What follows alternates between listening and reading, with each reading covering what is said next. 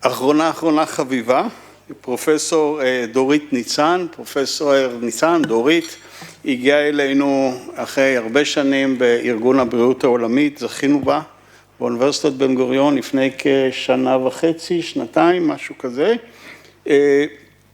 בבית הספר לבריאות הציבור, ראש התוכנית לרפואת חירום, וראש המרכז שנקרא מרכז BGU4, 4 זה ל-Food Systems, One Health ו-Resilience. וואו, אני לא מאמין שזכרתי.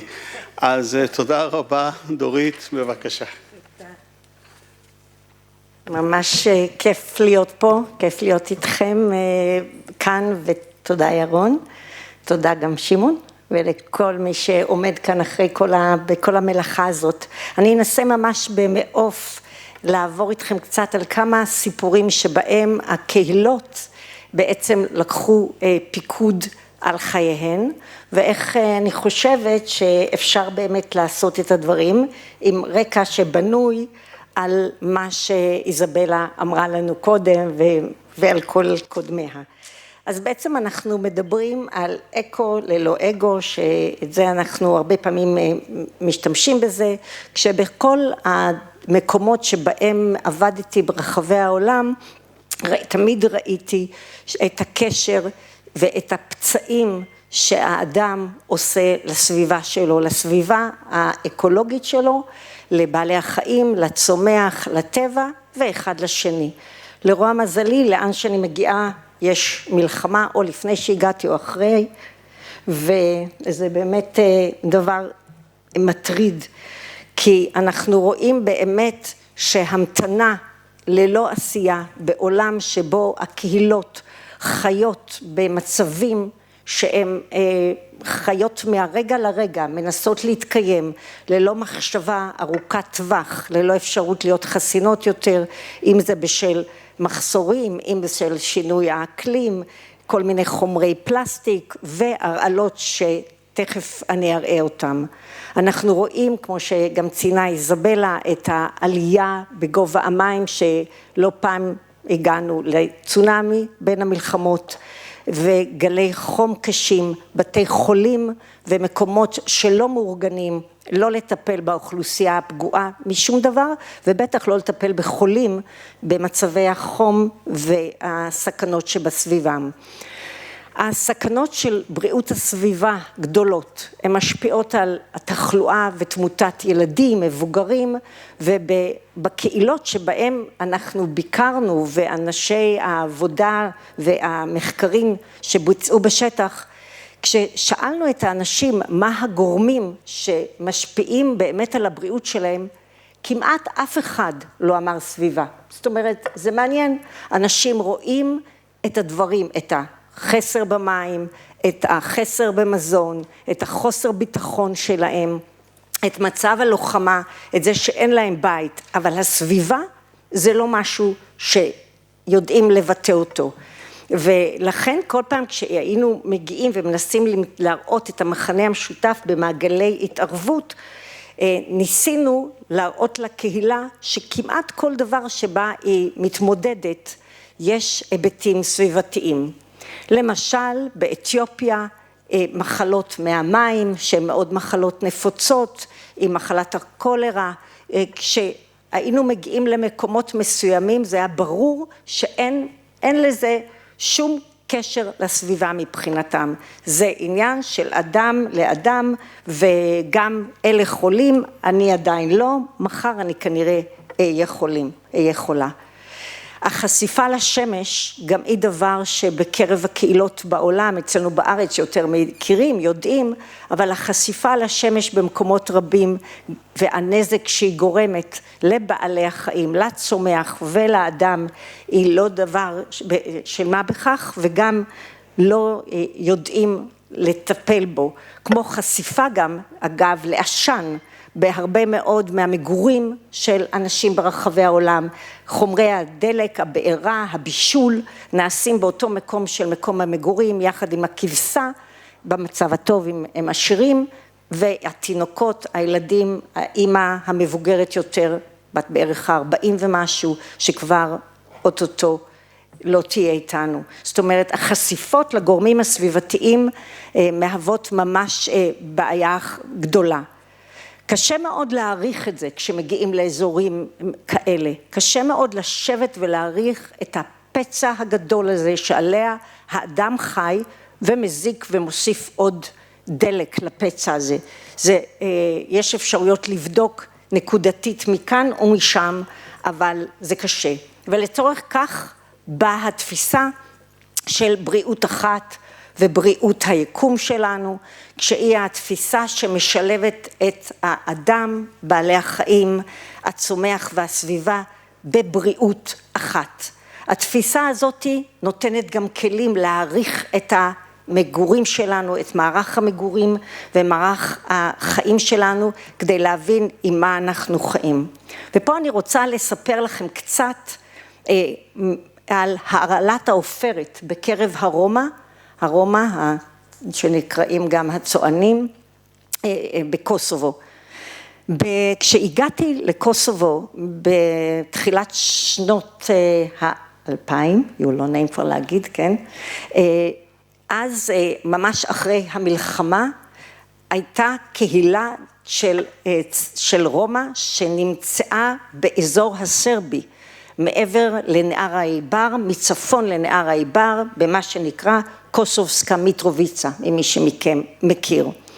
הקהילה הזאת הייתה נמצאת במאהל שבנה ה-UNHCR, של אנשים עקורים מביתם, ואתם רואים לצידו את מה שאחר כך התגלה לנו כגורם האסון, שזה מה שנקרא טיילינג דאמס, כן, מין טילי עופרת, שהיו שם ממפעל עופרת משנות ה-20, שאחר כך שימש גם את היטלר לייצור כל מיני חומרי מלחמה, לחימה.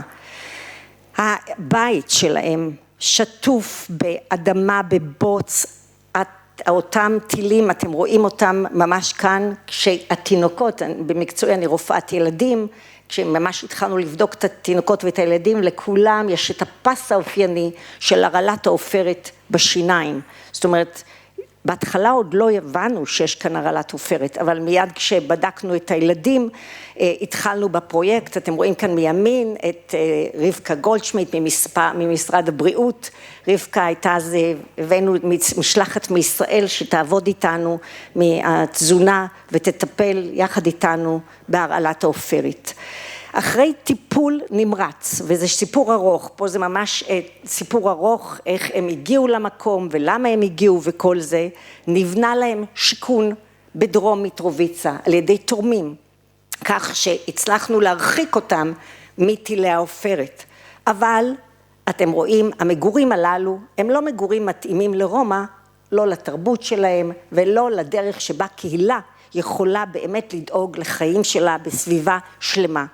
מיד נתקלנו פה בבעיות, בזיהומים אחרים, בדברים אחרים שבאו ועלו וצפו מיד עם הטיפול בבעיה אחת שלא לא טופלה הראייה הסביבתית כולה.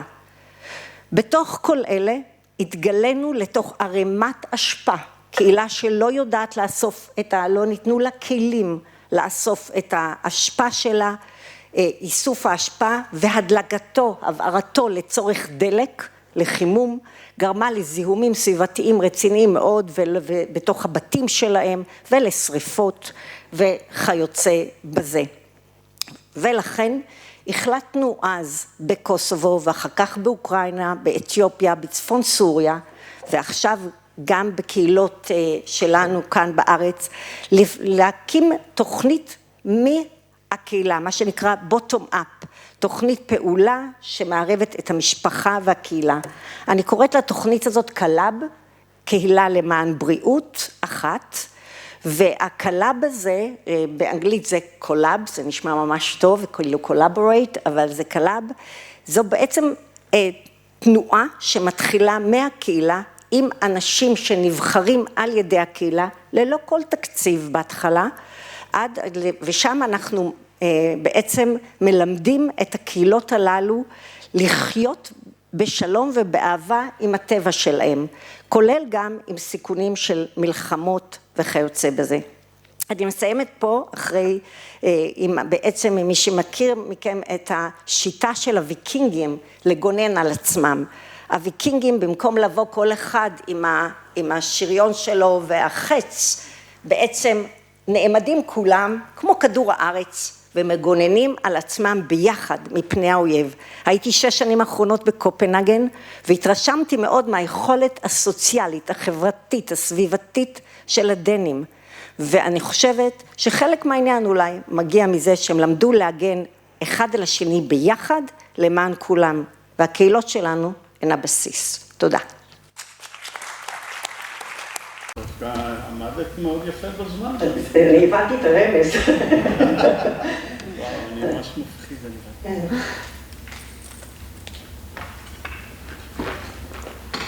כן, בבקשה. סיפרת עכשיו ממש בסוף דברייך